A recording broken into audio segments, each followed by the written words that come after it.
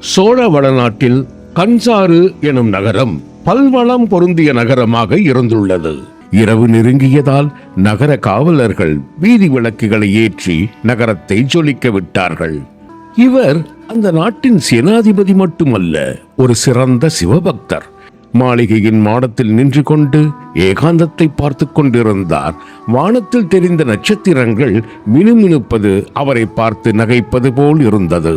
பிரபு, ஏன் பதில் பேசாமல் மௌனமாக நிற்கிறீர்கள்? பொன்னும் மணியும் பொக்கிஷங்களும் குவிந்து கிடக்கும் மாளிகை, இவையெல்லாம் இருந்தும் சேனாதிபதி சற்று நிறுத்தினார். என்னால் தங்களுக்கு ஒரு வாரிசை உருவாக்கி கொடுக்க முடியவில்லையே என்கிற ஒரு வாட்டம், அது என்னையும் தினம் தினம் வருத்தி கொண்டுதான் இருக்கிறது. இருவரும் இறைவனிடம் முறையிடத் தொடங்கினார்கள். காலங்கள் சுழன்றன. சேனாதிபதியின் மாளிகையிலும் மகிழ்ச்சி பொங்கி வழிந்தது. மாளிகை மாந்தர்கள் திருவிழா கோலம் பூண்டார்கள். ஆம், ஒரு பெண் குழந்தையின் ஜனனம் நகரத்தையே குதூகலிக்க வைத்தது.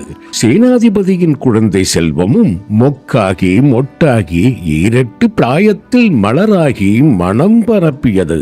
பார்த்தவர்கள் பிரமித்து போனார்கள். கூணல் பிறை நெற்றியில் குழலாட, குனித்த புருவத்தில் குளிர் நிலவின் நிழலாட, செவ்வரியோடிய கண்கள் இரண்டில் சேலோடு வேலாட, செக்கச் சிவந்த இதழ்களில் செம்பவள ஒளியாட, இந்த அழகும் ஆபரணமும் அரண்மனை வாழ்வும் பல ஊர்களில் பேசப்படும் பொருளாகியது.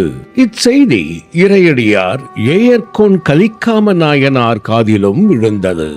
உடனே அவர்தம் இல்ல பெரியோர்களை அழைத்தார். தனக்கு பெண் பார்க்க மானக்கன்சாரர் இல்லத்திற்கு செல்லுமாறு அன்பு கட்டளை இட்டார். பெரியோர்களும் வேத விற்பன்னர்களும் கூடி திருமண நாளை நிச்சயித்தார்கள். தளபதியாரின் மகளுக்கு திருமணம் அல்லவா? வீதிகள் தோறும் மா கோலங்களும் பச்சை மாவிலை தோரணங்களும் அலங்கரித்தன.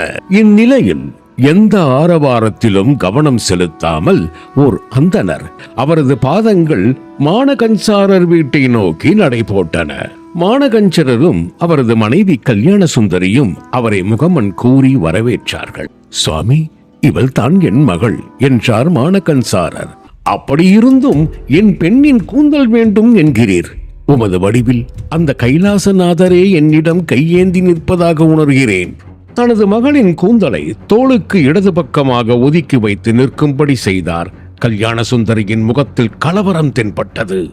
சிவனடியார் முகமோ புன்னகைத்தவாறு அவரின் செயலை ரசித்துக் கொண்டிருந்தது.